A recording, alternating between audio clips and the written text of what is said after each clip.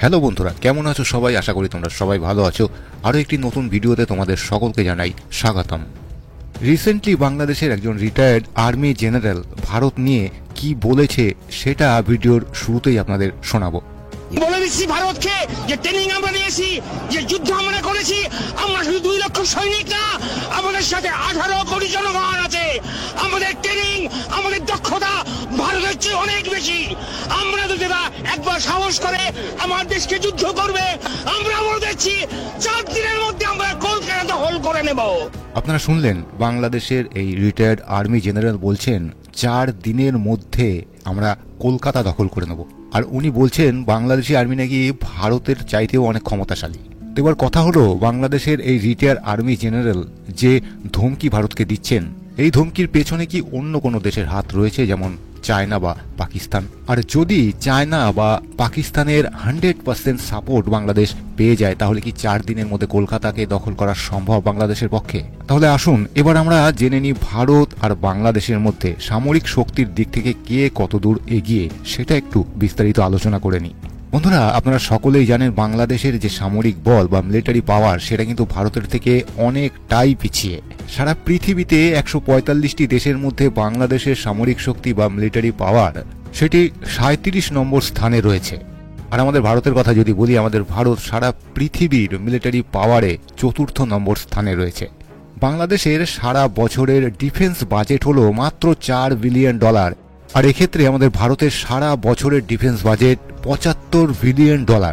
তাহলে বন্ধুরা, আপনারা বুঝতেই পারছেন এই দুটি দেশের মধ্যে ডিফেন্স বাজেটের মধ্যে কতটা পার্থক্য।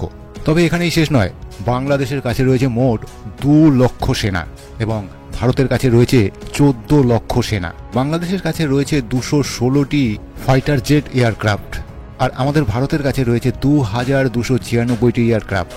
216 ভার্সেস 2296 এয়ারক্রাফট, এখানেও আপনারা পার্থক্যটা দেখতে পেলেন। আর আমি ইন্টারনেট ঘেটে দেখতে পাচ্ছি প্রচুর সংখ্যায় ইন্টারঅ্যাকচুয়াল পার্সন বাংলাদেশকে ইসরায়েলের সঙ্গে তুলনা করছে, যে ইসরায়েল দেশটিও সাইজে ভীষণই ছোট, কিন্তু মিডল ইস্টে এমন কোনো দেশ নেই যে তার সঙ্গে টক্কর নিতে পারে। তো আমি সেই সমস্ত ব্যক্তিদের বলবো যে একটু ভালো করে জানার চেষ্টা করুন। ভালো করে জানলে তাহলে বোধহয় ইসরায়েলের সঙ্গে বাংলাদেশের পার্থক্য কখনোই করবেন না আপনারা। বন্ধুরা, আপনারা জানেন কি, একটি বন্দুকের গুলির সাইজ হয়ে থাকে 9 মিলিমিটার। আবার আমরা যে পেন, মানে যে লেখার কাজে ব্যবহার করি যে কলম বা পেন, সেই পেনের ঢাকনার সাইজে হয়ে থাকে 9 millimetre.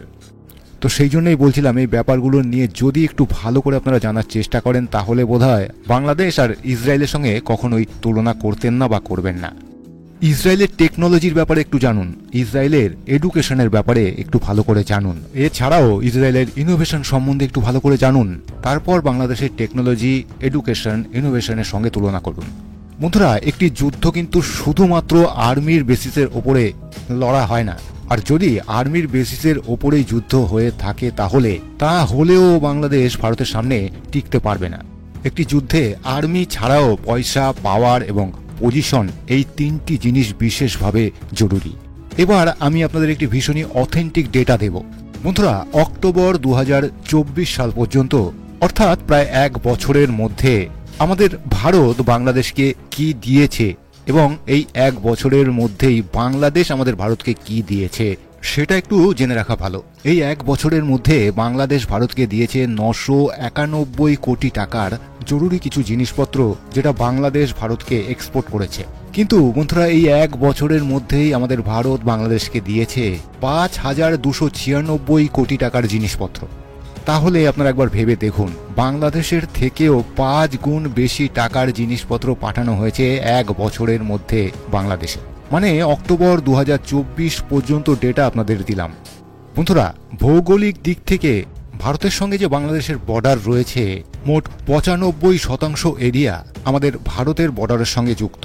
4096 kilometre area, 95 of the total border area সম্পূর্ণভাবে আমাদের ভারতের সঙ্গে কানেক্টেড। ইদানিং বাংলাদেশ ভারত বিরোধী কথাবার্তা বললেও 1971-এর কথা হয়তো তারা ভুলে গেছে। সেই সময় যদি আমাদের প্রাইম মিনিস্টার ইন্দিরা গান্ধী না থাকতো, তাহলে বোধহয় বাংলাদেশের ইতিহাসটা একটু অন্যরকম হতো। 2023 সালে জানুয়ারি মাস থেকে শুরু করে জুলাই পর্যন্ত মাত্র 7 মাসের মধ্যে প্রায় 14 লক্ষ বাংলাদেশি সিটিজেন আমাদের ভারতে এসেছে। আর সেই সমস্ত মানুষেরা ভারতে এসেছিল শুধুমাত্র চিকিৎসার জন্যে। আর 2024 সালে জানুয়ারি থেকে জুলাই পর্যন্ত 13 লক্ষ মানুষ ওদেশ থেকে এদেশে এসেছে চিকিৎসার জন্য। আর এই ডেটা বা তথ্য মাত্র 7 মাসের, 1 বছরের নয়। আর শুধুমাত্র যে আমাদের ওয়েস্ট বেঙ্গলেই তারা চিকিৎসা করাতে আসেন তা কিন্তু নয়, সাউথ ইন্ডিয়াতেও লাখ লাখ বাংলাদেশি মানুষ বিভিন্ন রোগের চিকিৎসা করাতে যান। সেই সমস্ত মানুষগুলোর মধ্যে কিছু মানুষ এমন রয়েছে যারা বাংলাদেশে আবার ফিরে গিয়ে ভারতের বিরুদ্ধে কথা বলে।